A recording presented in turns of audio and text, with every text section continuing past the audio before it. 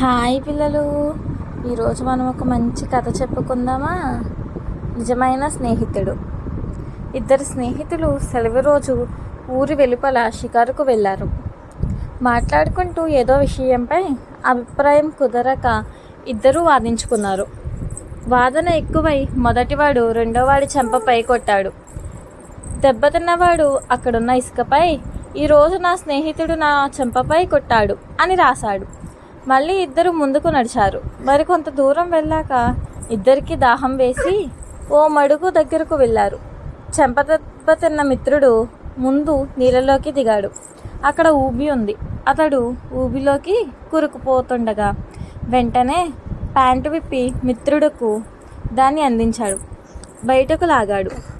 మొదటి మిత్రుడు బయటపడ్డాక రెండోవాడు ఓ బండరాయిపై ఈరోజు నా మిత్రుడు నన్ను ప్రమాదం నుంచి రక్షించాడు అని చెక్కాడు.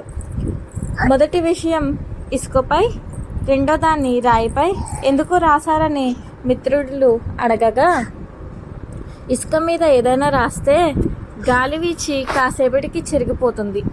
స్నేహితుల పొరపాట్లను మనసులో నిలుపుకోకుండా అలా రాశాను. అదే సహాయం చేసినప్పుడు శాశ్వతంగా గుర్తుంచుకోవాలి. అందుకే రాయిపై రాశాను అని చెప్పాడు.